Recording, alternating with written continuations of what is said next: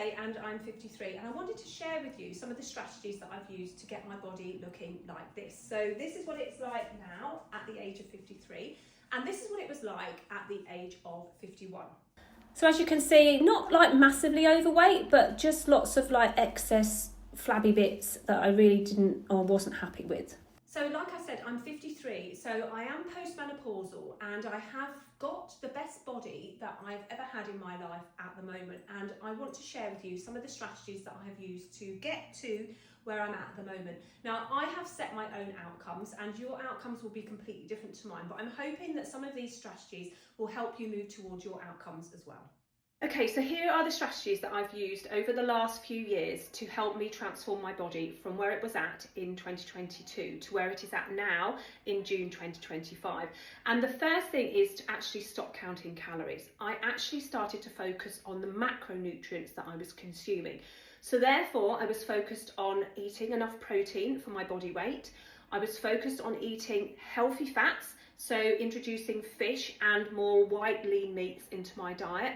And I focused on reducing the amount of non-whole carbs in my diet. So in other words, a lot of carbohydrates that we eat from, say, processed or ultra processed foods have a lot of hidden sugars in. So I really focused on only eating carbohydrates from whole foods. Now, carbohydrates from whole foods are such things as sweet potato, any vegetables from below the ground like parsnips, swede.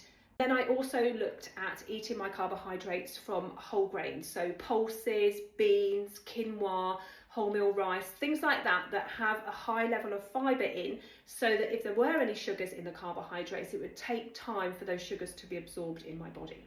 So that's the main change that I made in regards to my nutrition, really focusing on the macronutrients, making sure that I fed my body with the nutrients that it needed rather than counting the calories. So the second thing that I've done is to make sure that I eat during the daylight hours. So in other words, I have my breakfast within half an hour of getting up in the morning. I have my lunch around midday, and I eat before 7 o'clock in the evening. So this way, all of the nutrients that I'm consuming happens during the daylight hours when my levels of activity are at the highest. And as the evening goes on, I start to reduce the amount of foods that I consume, and I try not to eat anything after 8 o'clock at night. Now this leads into the third strategy, which is all around getting enough sleep. So I don't know if you've heard of the circadian rhythm. So that basically is our body's own timing mechanism. And what happens in the daylight hours is that when we wake up, our body produces a hormone called cortisol, which basically stimulates all of the cells in our bodies to work. And as the day goes on, our cortisol levels go up and down depending on what we're doing. Now, there are obviously other hormones involved, but that is the main driver of our daylight activities. And then in the evenings, when we are wanting to wind down and sleep, our body produces what's known as melatonin, and that's our sleepy hormone. And that hormone actually helps us to rest and recuperate. And what we don't want to do whilst we are sleeping is be burning calories. So by not eating after 8 o'clock at night, it means that I'm allowing my body to rest and regenerate during the night and not have to worry about burning calories which I've eaten in the evening. So this ensures that I get around 11 or 12 hours of a fasting window, but this happens whilst I sleep, where my body is resting and recuperating, and sleep is super important for our overall health.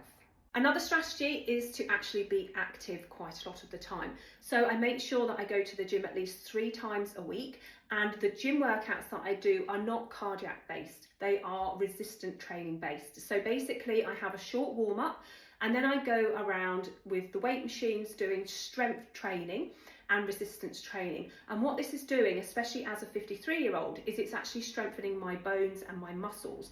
And with that, helps me to burn more calories and helps my body to be more fit. Now, of course, if you live a very sedentary life, your body needs to have activity to make things work. And if you are sedentary and you want to start exercising, then just build up from 1 exercise a week and gradually increase that by going for long walks in the daytime. But strength training is super important for menopausal women, especially because we need to make sure that we are stressing our bones and our muscles to improve the bone density as we age. So another strategy is actually to make sure that I have a joy in my life.